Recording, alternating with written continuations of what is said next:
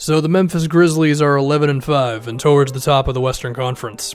And while I don't think that is going to maintain itself the entire season, mainly just because eventually the Warriors are going to get it going and the Rockets have been pretty good lately, I think it's safe to say we got to take Memphis a little bit more seriously. Now, to give myself a little bit of credit, not too much, because I didn't think they were going to be this good, but to give myself some credit, I did say I could picture them making the playoffs towards the bottom of the Western Conference.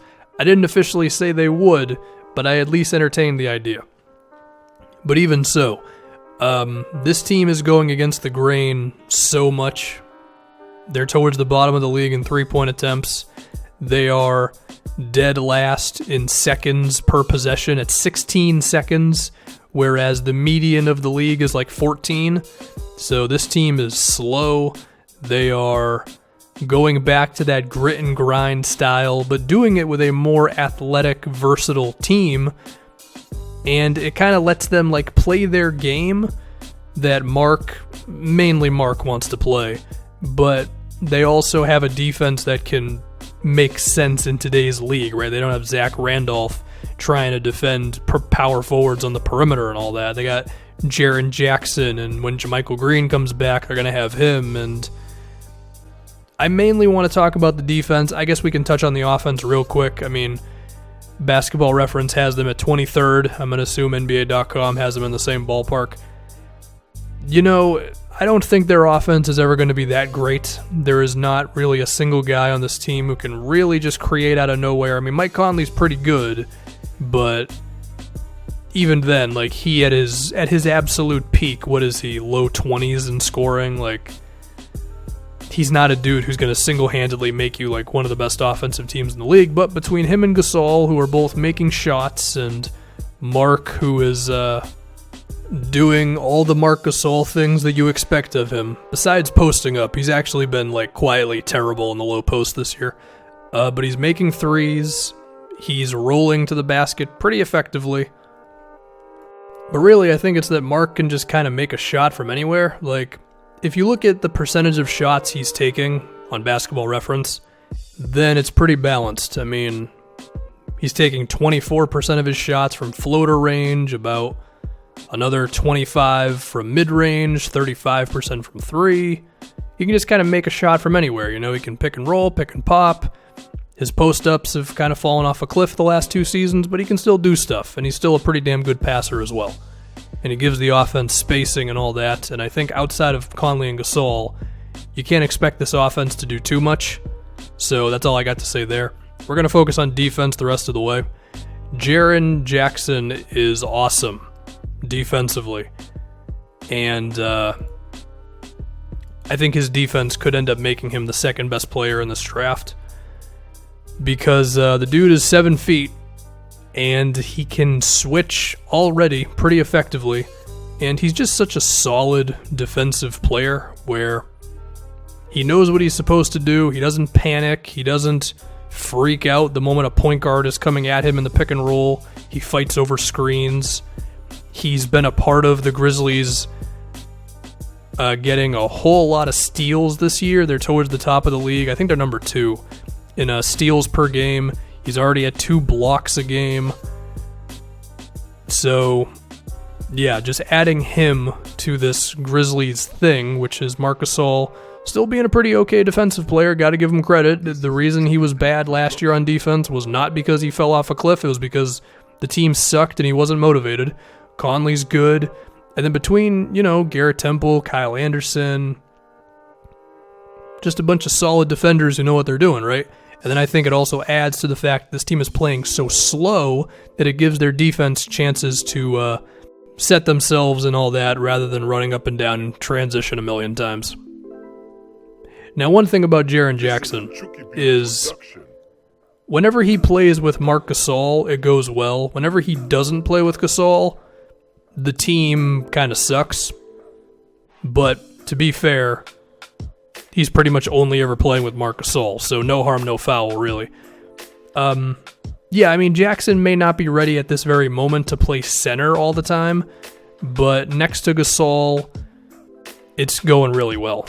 And I think eventually Jackson can play the 5 spot and be a real defensive force and probably be one of those dudes who can make you a great defense basically by himself. Like, I think he is already showing those kinds of signs. So yeah, the Grizz nailed it with that pick. What'll be interesting is what happens when JaMychal Green comes back, because I think he was supposed to be the starter, being the veteran and all that, but I think you could argue that Jackson is already better than Green is.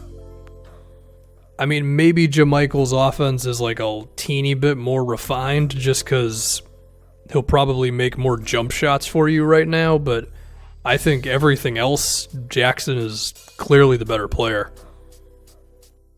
Now, I think there's a chance this team could make a move to beef up their offense a little bit. Kyle Korver, I think, makes a lot of sense with these guys. I don't think their defense would fall apart if he was playing 25, 28, 30 minutes a game or whatever.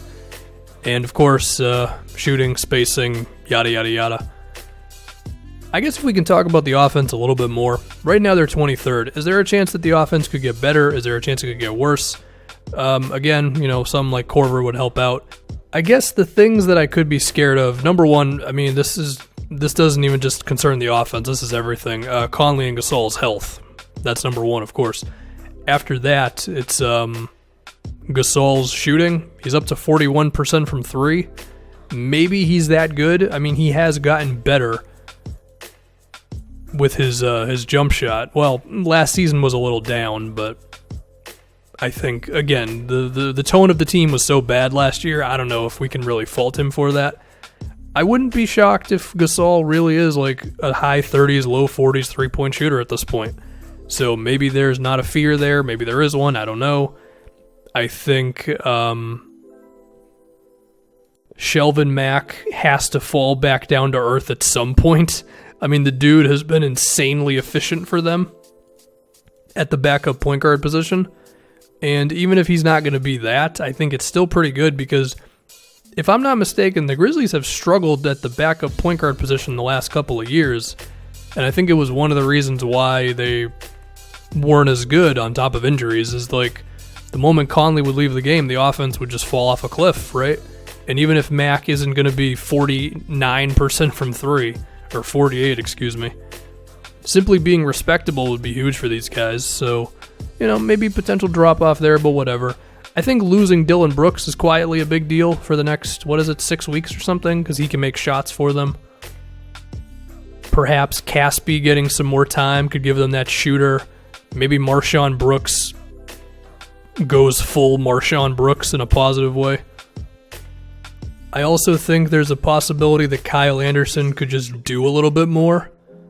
I really liked the Kyle Anderson signing because I thought he was going to do more than he did with San Antonio, but he's actually doing less.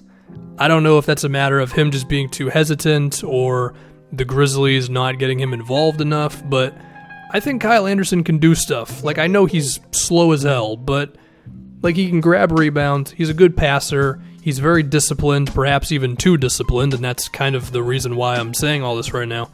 He's shooting 5 shots a game. I feel like Kyle Anderson can shoot 9 times a game, and it's going to be cool, right? And the reason I like that signing so much is because I thought he was going to put up numbers of 11 points, 4.5 assists, about the 6 rebounds he's grabbing right now, and his free throws were not going to be a disaster, which they currently are. So I don't know. I might be wrong on that one. It's only been 16 games. I don't think the Kyle Anderson performance test is done just yet, but a little disappointing out of the jump. Yeah, that's my take on the Grizz. Basically, Marc Gasol and Jaren Jackson are making them awesome on defense, and then Gasol and Conley are making them good enough on offense, and Marc Gasol's really good, I feel like whenever people were talking about best centers in the league, he was falling down the list, me included. But I think he has proven to all of us that he is still an awesome two-way player. His rebounding is also, decent. In fact, you could probably say that he's having the best rebounding season of his career, so that's good as well. Yeah, dude's been awesome. I think if if he keeps this up, he's definitely going to be in line for an All-Star appearance.